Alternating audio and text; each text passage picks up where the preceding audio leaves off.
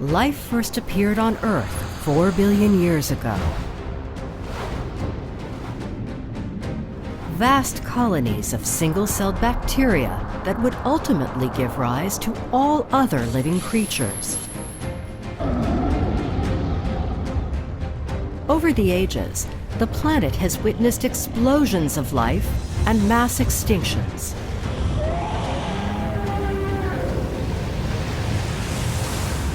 Evolution by trial and error, where skill and luck determine who survives.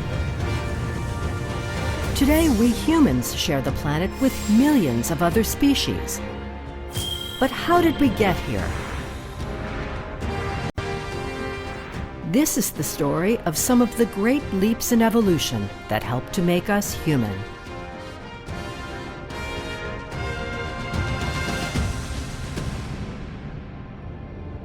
Until a mere 400 million years ago, the ocean was home to the most advanced life forms on Earth. Creatures like this distant relative of modern-day amphibians. This ocean predator is now extinct, but its pioneering crawl from sea onto land would spur radical changes in life's development.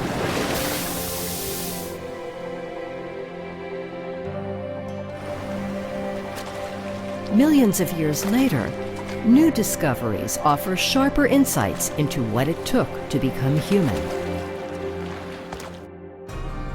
Science has long thought that evolution is a series of small adaptations that happen over long stretches of time.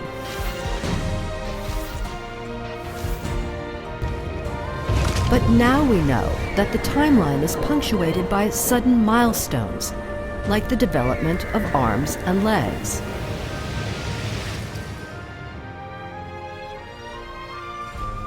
Fossil footprints discovered recently in Poland were a major find. They show that four-legged animals climbed onto land 10 million years earlier than thought.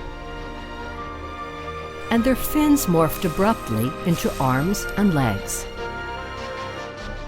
The latest research shows a similar shift in the human brain as it adapted to new challenges.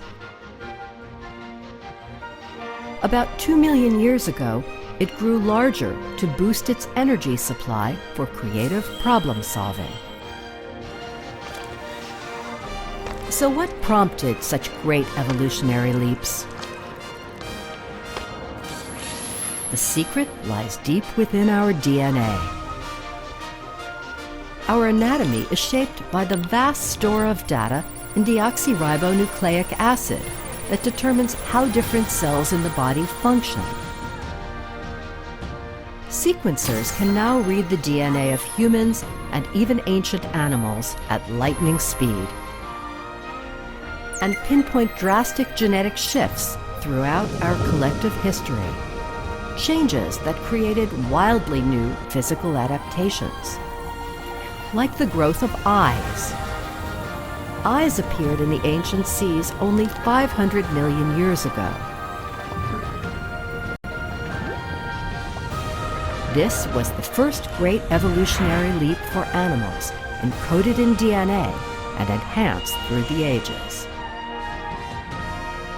History would show it was the first giant step down the path to humanity.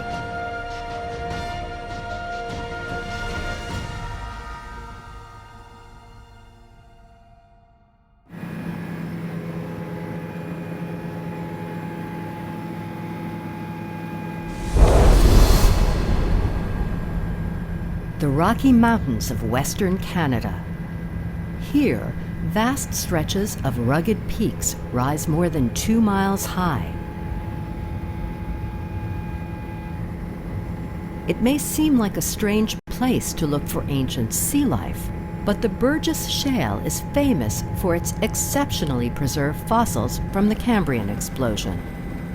Jean-Bernard Caron studies life from this highly diverse era. One of his chance finds up here turned out to be a prehistoric jackpot. In 2012, Caron and his team first happened upon this layer of rock exposed by a forest fire. It contained a cache of fossils of some of the earliest animals with eyes.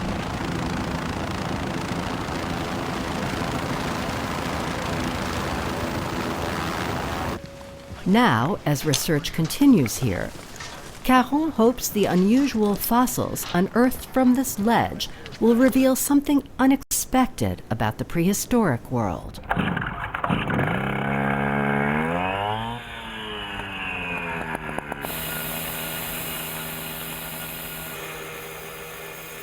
But getting at those ancient secrets means digging deep.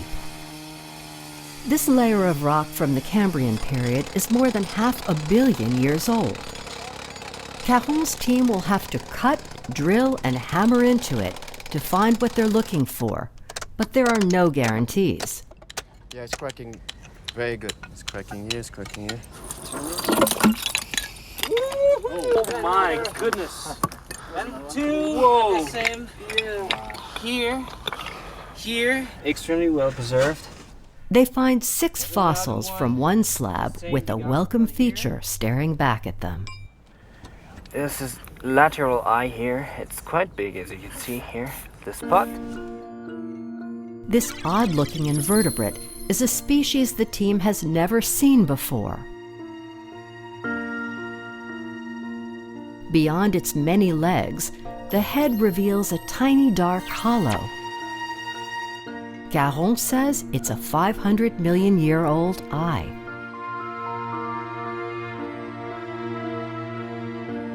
It's a burrowing creature that once hunted worms on ancient seabeds.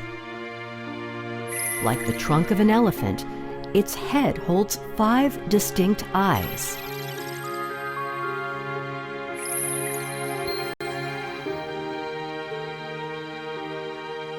At least 30 species from this era, each more peculiar than the next, were test-driving new visual anatomy to see what worked best.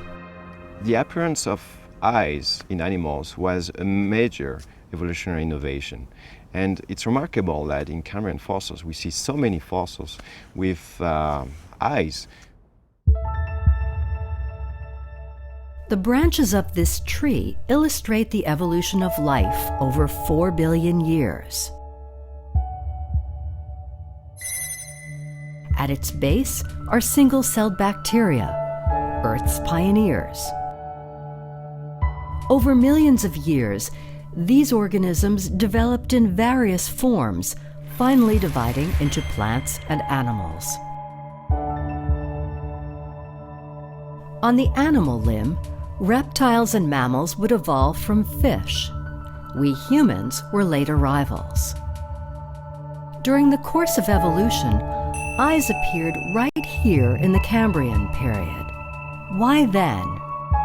This new sense organ coincided with an explosion of life in the seas. And as Jean-Bernard Caron points out, that also meant new dangers. Wet the rock, and a Cambrian superpredator travels back to the future. This is the upper half of a 3-foot-long beast called Anomalocaris.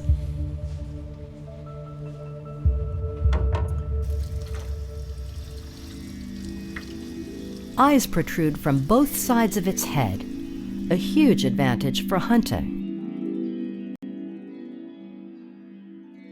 This recently found fossilized eye has a familiar-looking structure. It's a compound eye with thousands of hexagonal lenses. Like a dragonfly, Anomalocaris could see in many directions at once. Researchers think the acute vision of this half-billion-year-old sea monster might even rival that of most 21st century insects. Summoned from the ancient seas, this avatar of Anomalocaris seems pretty tame.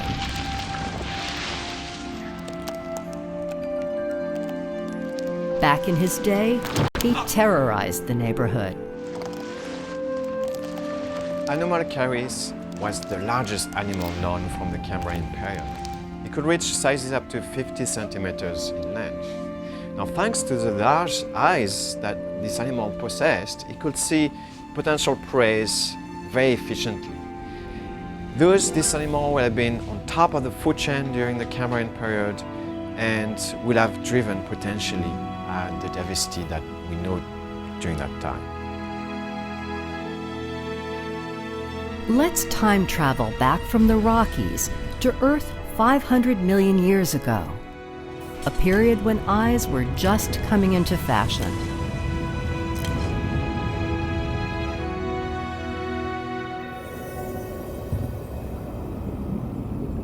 To start with, no one yet lived on land. But the deep sea and coastal zones teemed with life in all shapes and forms.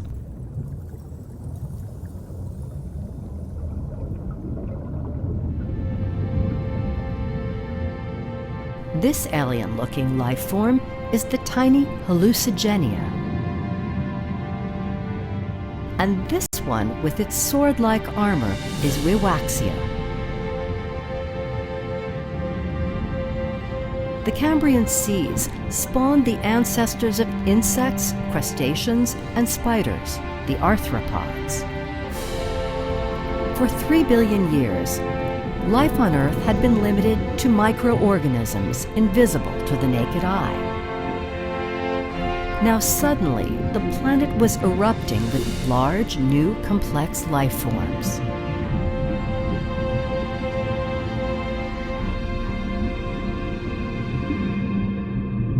At the dawn of this era, the fearsome Anomalocaris lorded over all other life in the sea. Its 2 large compound eyes gave it panoramic vision as it searched for prey. But it wasn't the only animal that could see. This is Alalcomeneus, a creature only 1 inch long.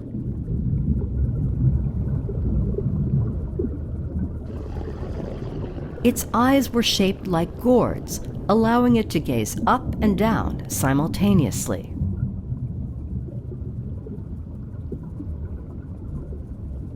But it couldn't see what was behind, making it the perfect target for the 5-eyed hunter, Opabinia.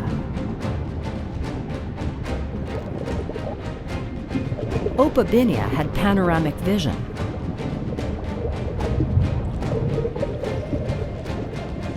But even eyes in the back of your head can't protect you if you let your guard down.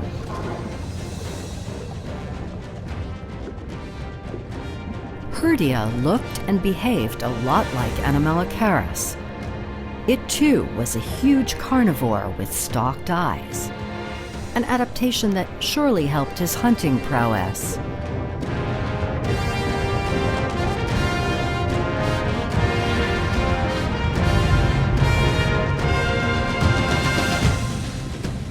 Throughout the Cambrian period, a parade of animals developed eyes tailored to their environments. And eyes soon became an indispensable tool for survival. Some used them to zero in on prey.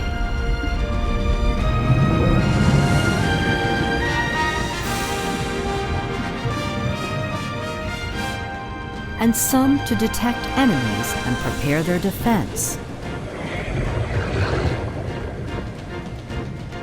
In a world where good vision could mean the difference between life and death, eyes changed in response to new needs.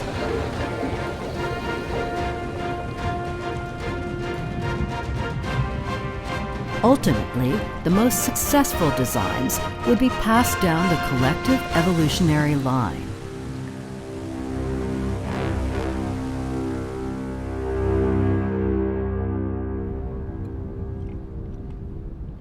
But what spurred the development of eyes in the Cambrian rather than any other period in time?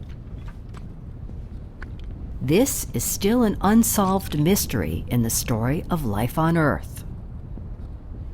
Science keeps digging, but fossil research to date has offered no further clues about the origin of eyes.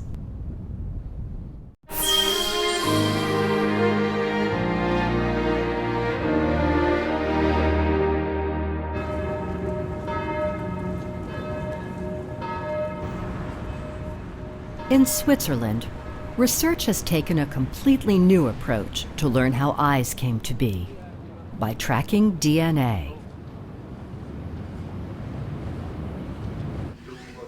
This is the late Walter Gehring.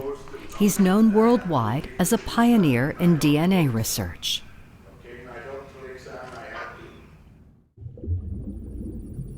A DNA sequence is made up of a combination of chemical bases represented by the letters A, T, G, C.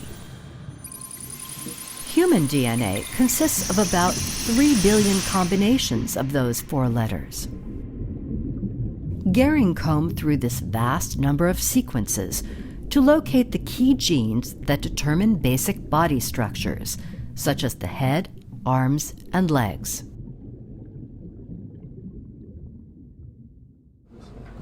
One of the most important is the PAX6 gene. It regulates the formation of eyes during embryonic development. In Gehring's experiment, the PAX6 gene, carried by a mouse, a mammal, is injected into an embryo of an insect, a fly.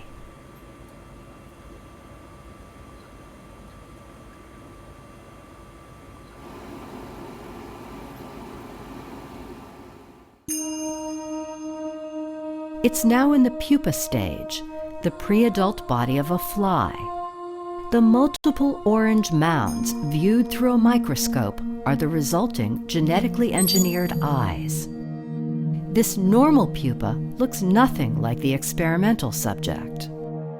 The fly with the PAX6 gene now has eyes where wings, legs, and other parts should be.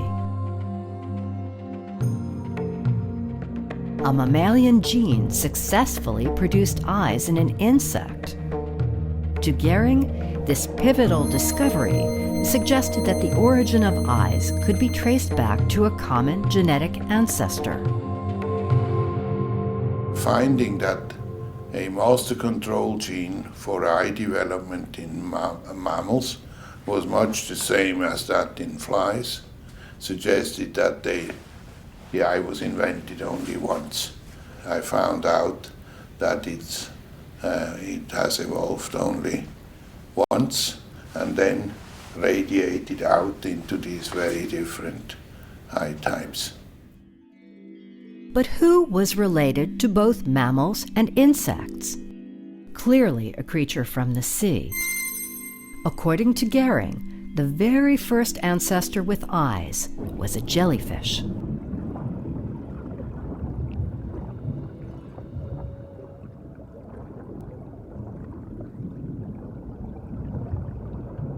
Look closely at the edge of this jellyfish's bell. Those white spots are eyes.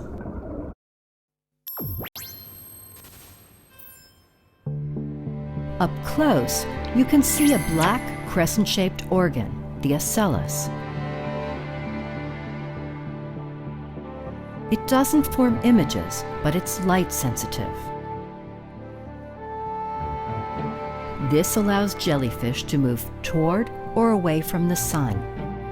Gehring believed that examining how their eyes were formed would also explain how early life suddenly acquired such sophisticated organs.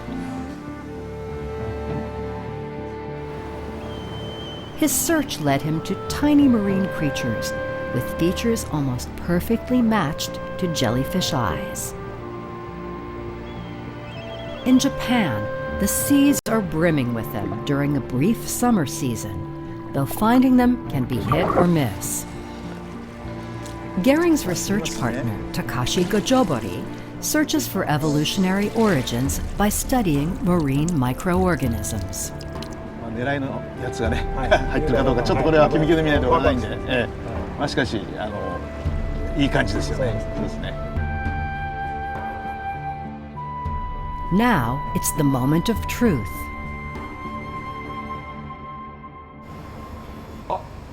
これ違う。これじゃない。これね。今これだね。これですね。これですよ。今動いた。これだね。わあ、これですよ。これ。ちょっと。Their reward is a tiny phytoplankton called dinoflagellate.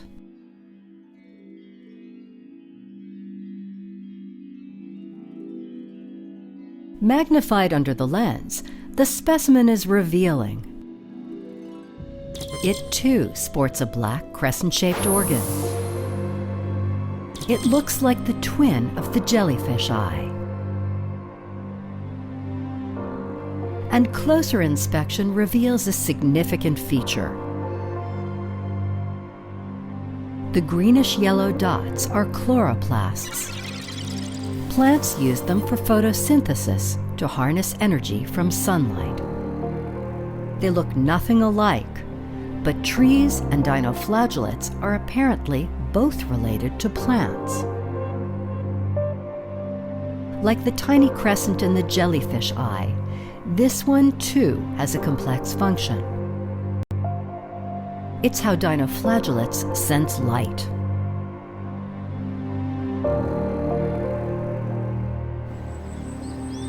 This light sensor evolved over hundreds of millions of years. The purpose? To make photosynthesis more efficient.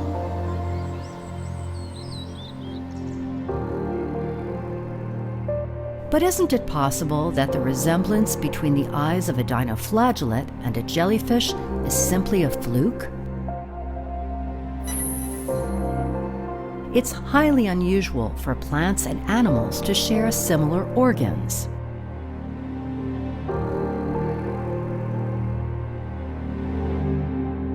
Walter Gehring and Takashi Gojobori turned to DNA for further answers.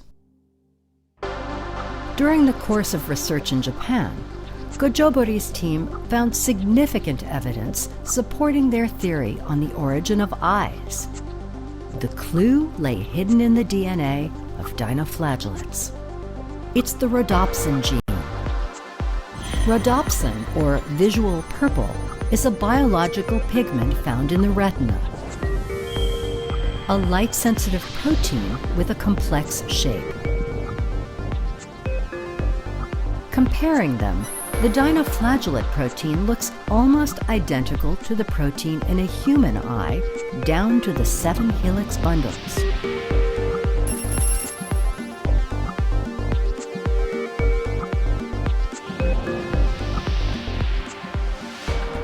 The rhodopsin protein plays a vital role in our eyesight. It's what gives us night vision. With a sample from an animal eye, we can see how it works. When the rhodopsin protein is exposed to light, the pigment rapidly loses color. It's a biochemical process called photobleaching.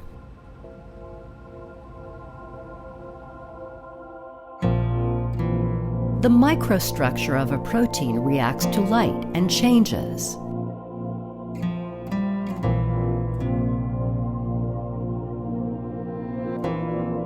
Rhodopsin is found in the rods of the retina at the back of the eye.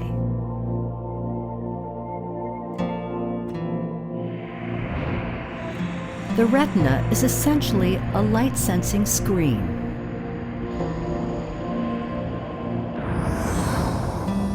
It's lined with millions of cells containing protein. When light strikes the center of the protein, it opens, triggering nerve impulses to the brain, where images are formed.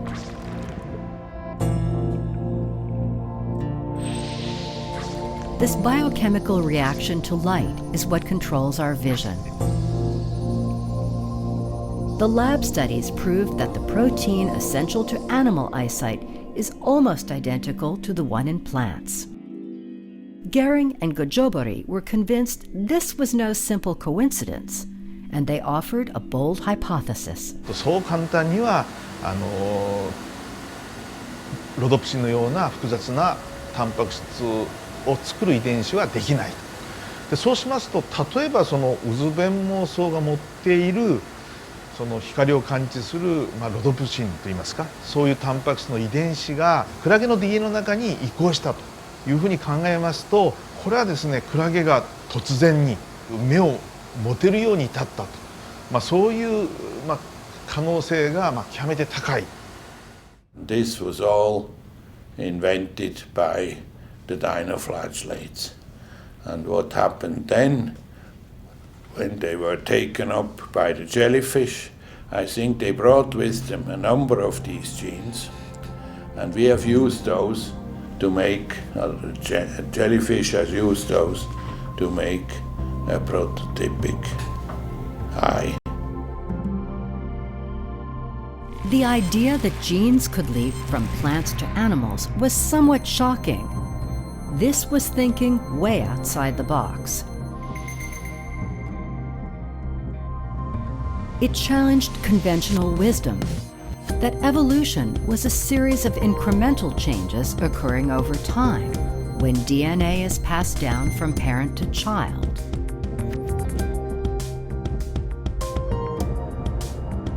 Then, in 2014, came a stunning discovery in Massachusetts.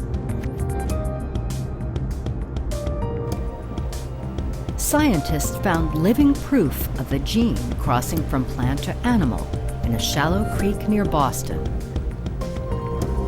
It was the first concrete evidence of such a direct genetic transfer. The subject was a tiny sea slug.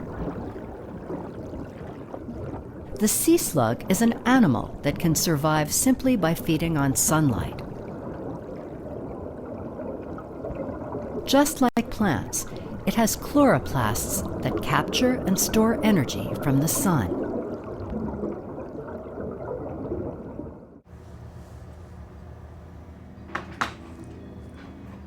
We can see how by examining the sea slug's DNA. The glowing dots are genes from algae.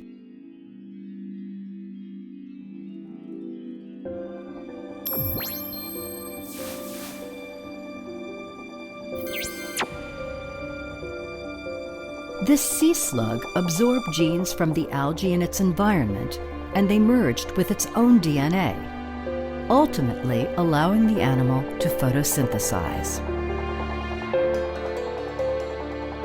Yeah, I think it was probably an accident of the way they feed.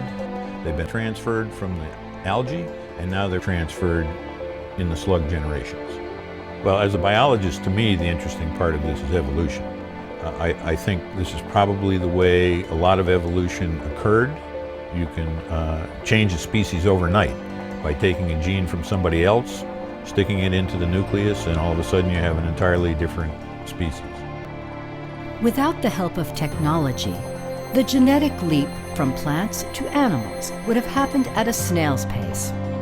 But the algae sea slug model proves the connection was there, meaning it would have been possible for ancient genes to make the same leap from dinoflagellates to jellyfish.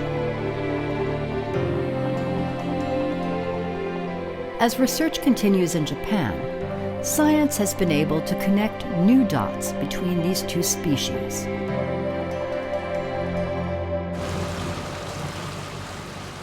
Today, Takashi Gojobori is hunting for one particular animal, and it seems he's having some luck. It's a spotted jellyfish with 4 clumps of so-called oral arms for feeding. Instead of a single mouth, the openings on its arms are used to snare tiny phytoplankton. A closer look reveals brown particles embedded in the body tissue. Each of these grain-like clumps is a type of dinoflagellate. The two species are living symbiotically. If the plant and animal have survived together this long, there has to be a good reason. Gojobori thinks there must have been a gene transfer between the pair in the past. 他の生物が作ったものを自分が突然もらえるとするとですね、これはもう今まで長い時間をかけてそういったものを作らなくていいわけですから、生物としてはもう大躍進的なですね、革新的な進化が成し遂げられると。いただくことによってですね、今まで自分が持ち得なかったものを突然に持ち得てですね、そしてその進化の大きなその変化といいますか、大きな躍進につながってきている、そういうふうに考えています。Let's return to the period when Gehring and Gojobori believe life first developed eyes.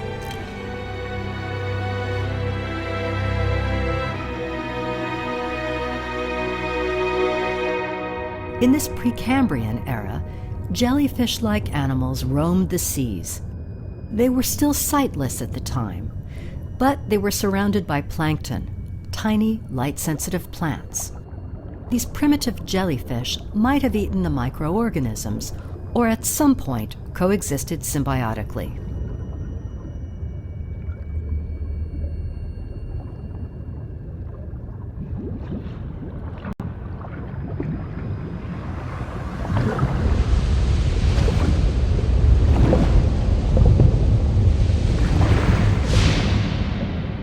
Eventually, just the right plankton gene would penetrate the jellyfish's reproductive cell, forever changing the way the animal's cells would live and function.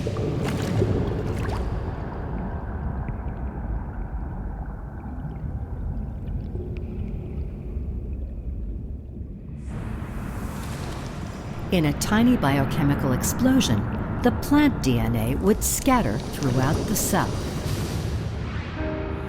including the Rhodopsin gene.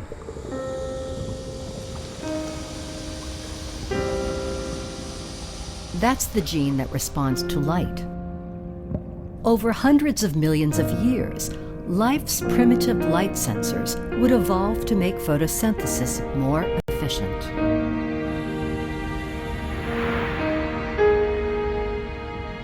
The merging of plant and animal DNA would be a game-changing event for life on Earth. The ability to sense and respond to light would give animals an amazing edge in the competition to survive.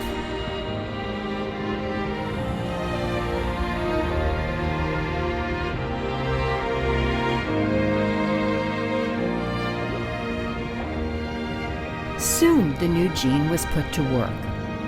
Ancient jellyfish evolved to sense the difference between light and shadow.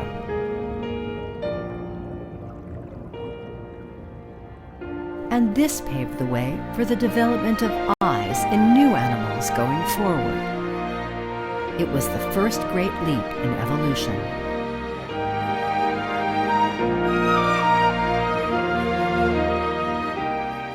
Sea life would try out a range of shapes and designs with varying degrees of success. The arthropods, animals with shells, like insects, crabs, and shrimp. Anomalocaris, the Cambrian period's top predator, had sophisticated eyesight for his time. Vertebrates, animals with internal bone structure, would come later. Fish, then reptiles, and finally, mammals, including humans.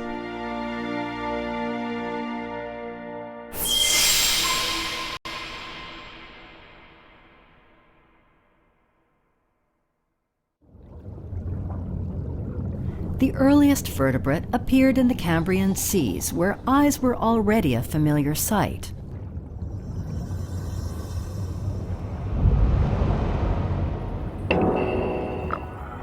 Compared to the flashy creatures of the day, it looked rather plain cruising through the seas like a miniature eel. It's called Pacaya.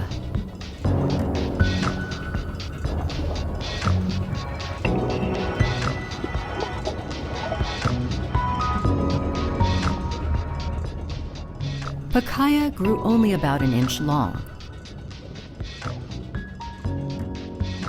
Their eyes were almost identical to those of ancient jellyfish. Eyes that could distinguish only light from shadow.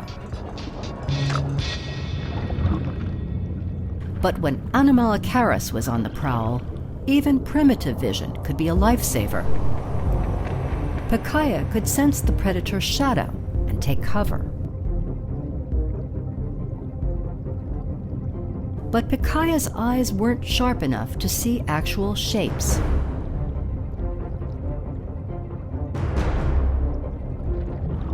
So if a predator didn't cast a shadow, he would be literally blindsided.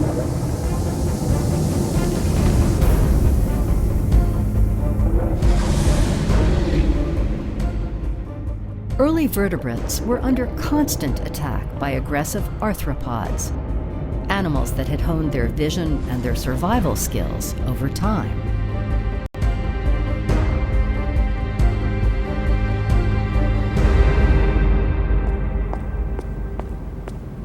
But 150 million years later, many vertebrates looked and acted nothing like their ancestors.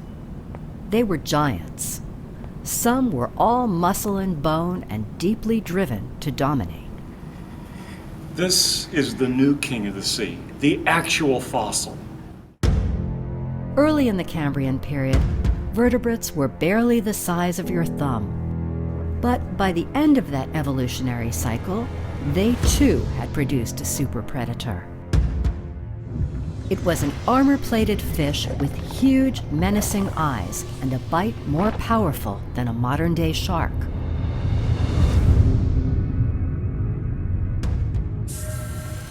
This was the fearsome Dunkleosteus.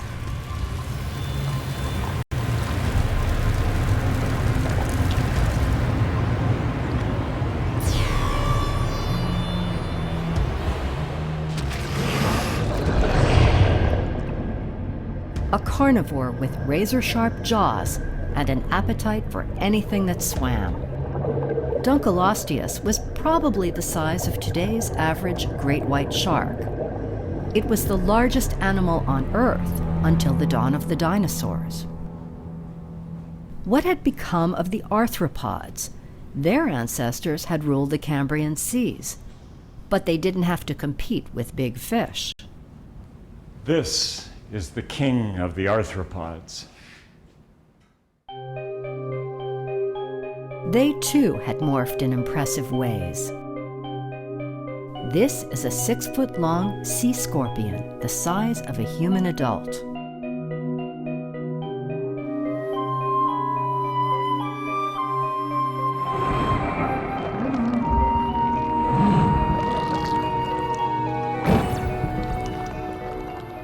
Its enormous compound eyes were larger than almost any creature's at the time.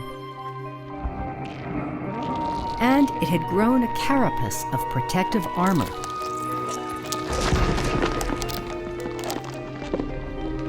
"360 million years ago, the arthropods were bigger and stronger than their Cambrian ancestors. The question is, how did they measure up against the vertebrates? Just imagine a showdown between these two fierce adversaries in the era's mean seas.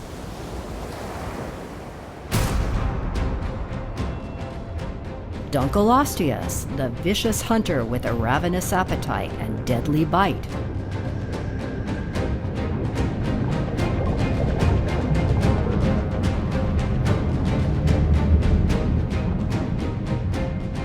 And the giant sea scorpion braced for attack, wielding sharp, battle-ready forelegs. A fair contest? Or are the odds stacked in someone's favor?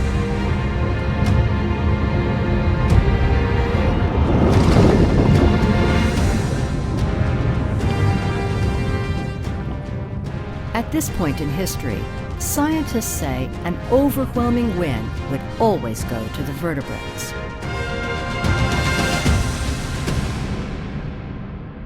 But their relentless triumphs over the arthropods had little to do with prehistoric swagger. The victors simply had better vision. Vertebrate eyes had received an evolutionary upgrade, the next great leap.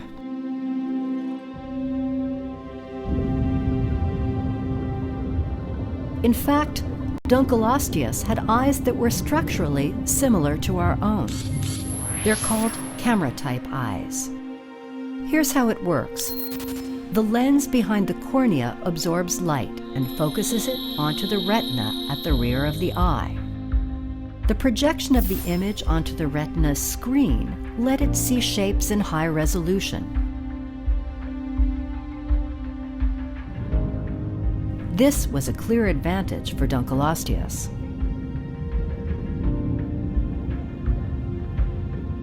With its sharper vision, it could gauge precisely the shape and movement of its prey. The arthropod's compound eyes were no match, despite the panoramic vision that had once given them an edge.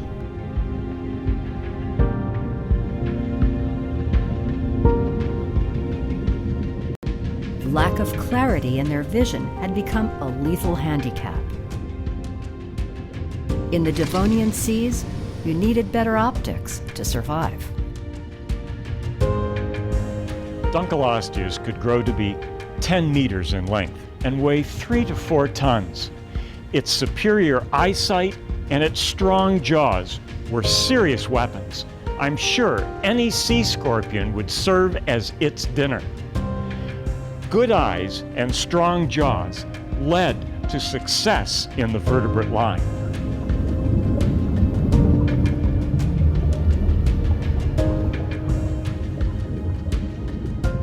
The earliest vertebrate, Pikaia, could tell light from dark, but couldn't see shapes with its primitive eyes.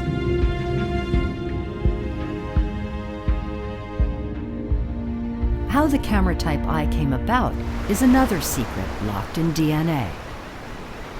Today, the warm coastal waters of places like Florida may hold the magic key, because this is prime habitat of creatures that resemble the Pikaia from 500 million years ago. Researchers come to scoop them up from the shallow seabeds.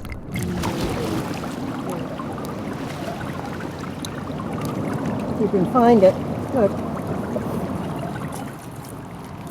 And out-wriggle a handful of the tiny fish-like chordates. This is a lancelet, also known as Amphioxus. Shine a light on them, and they react.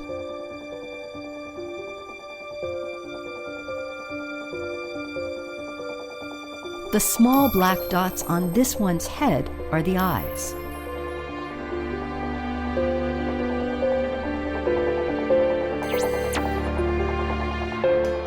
And just like Pikaya's primitive vision, the lancelet's eyes register only light and shadow. Lancelets split from vertebrates hundreds of millions of years ago, but their DNA is so similar, scientists believe the two are related. In 2008, researchers mapped the lancelet's entire genomic sequence. Then, they compared it to that of a vertebrate with camera-type eyes, humans. The results were startling.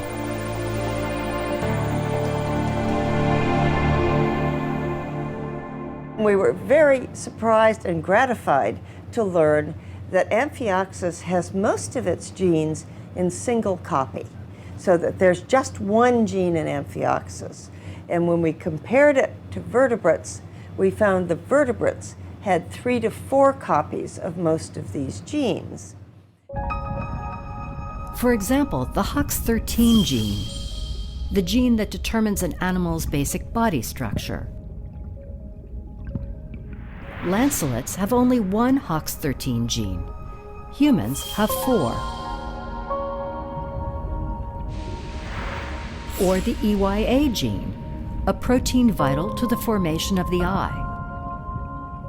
Again, we humans have 4, while lancelets have only 1. This disparity was a major find for Linda Holland's team. By studying the lancelet genome, they might discover how vertebrates used old genes to develop new functions. Around 500 million years would pass between Pacayas and the lancelet's time and the evolution of humankind. Which means something happened along the way to quadruple our gene set.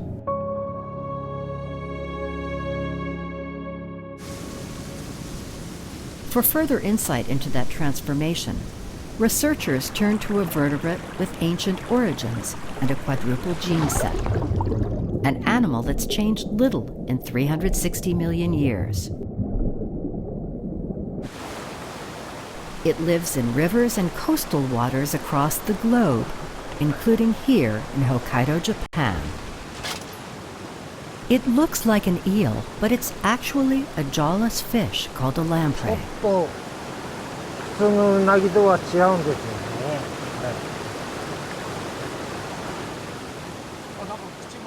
The lamprey's defining feature is its circular mouth with suction used to latch onto prey and extract its body fluids.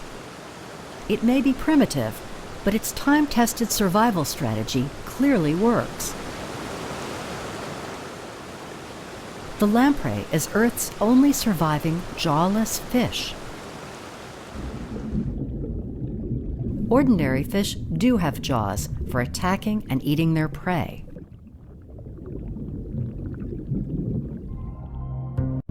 Lampreys are considered living fossils because they've changed so little over time.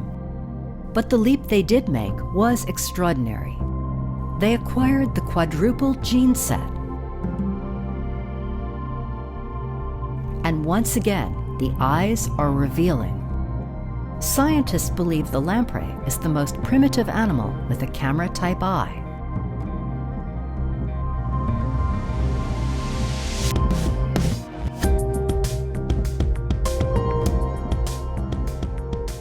A Japanese researcher has been studying lampreys to determine how the camera-type eye and the quadruple gene set are related. He's Hiroshi Wada. Wada and his team have spent 3 years investigating which genes are at work in different parts of the camera-type eye.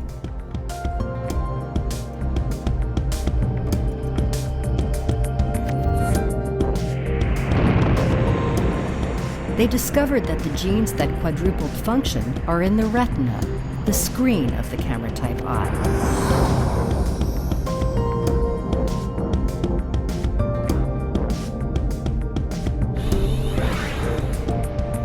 There are 2 of them, EPHB and EPHC.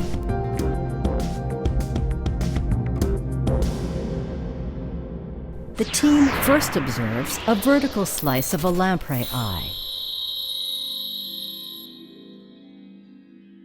The crescent-shaped section is the retina. The strength of the EPHB gene at work is represented in red. Its functioning is especially strong at the bottom. Next, the team looks at a horizontal sample of the lamprey eye.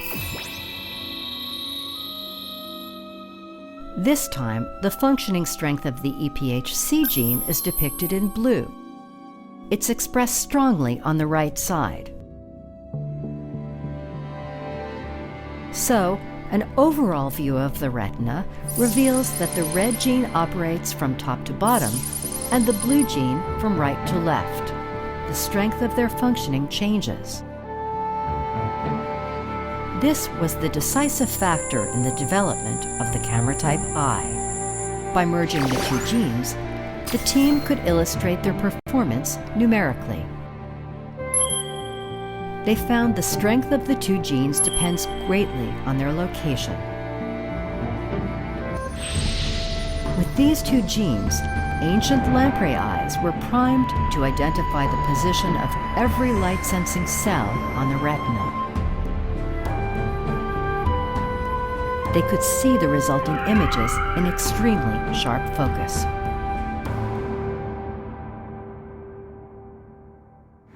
網膜の中に座標を作ることができる。その作った座標で、形を認識するということが我々がカメラ目を獲得してものを認識するということには非常に不可欠な出来事だ。まさに遺伝子の数が増えたっていうことが我々の生き様を躍進させるっていうことの後押しをしてきたわけで。Humanity's own complex camera type eye came about with the quadrupling of the gene set and a chain of events that began in Earth's distant past. Let's travel way back in time to witness the turning point.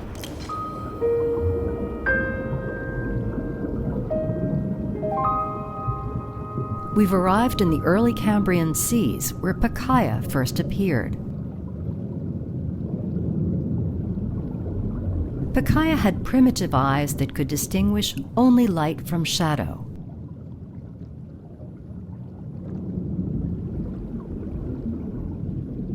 Reproduction occurred when females laid eggs on the ocean floor, fertilized with a sprinkling of male sperm. Until that time, a sperm contained half the male's DNA and the egg held half the female's DNA, meaning that through fertilization, the offspring usually acquired the same amount of DNA present in each parent. But at some point, a chance event changed everything. The sperm and egg contained not only half of each parent's DNA, but all of it.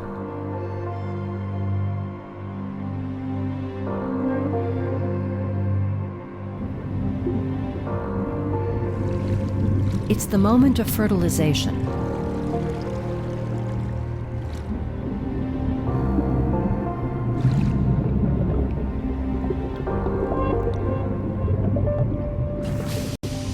And now the fertilized egg contains double the parent's DNA.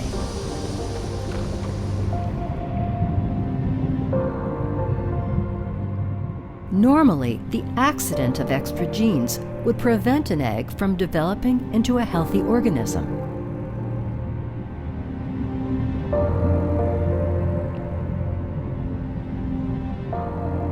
But this time, the embryo managed to survive. It was born safely with its double dose of DNA.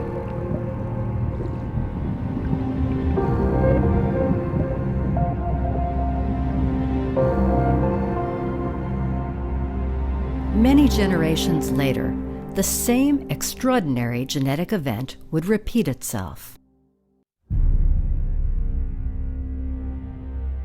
A male and female with double the amount of DNA would produce sperm and eggs containing the full double count. Their offspring now had quadrupled DNA. It's amazing that at the core of Pikaia's simple body lay infinite potential for evolution.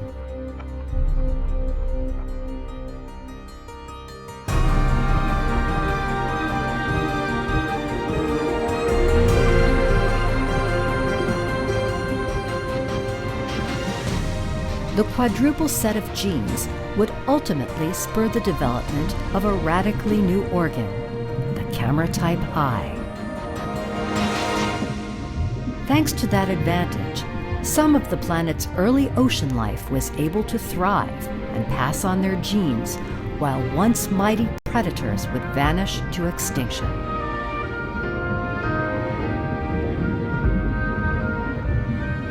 The change in Earth's ancient seas would lead to ever greater diversity, countless generations later.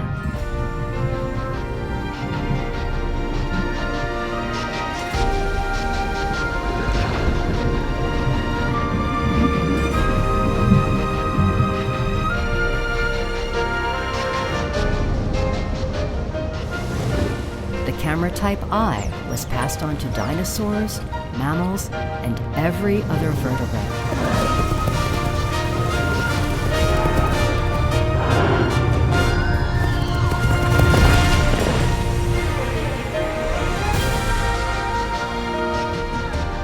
Half a billion years later, we humans rely on our eyes, perhaps more than any other sense organ, to shape our world. We observe, we discover, we invent, and together we build civilizations.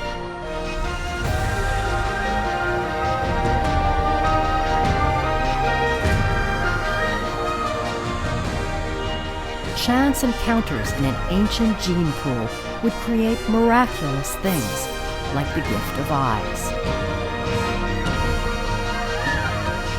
This great leap in evolution, blueprinted in DNA, was the first giant step on the road to becoming human.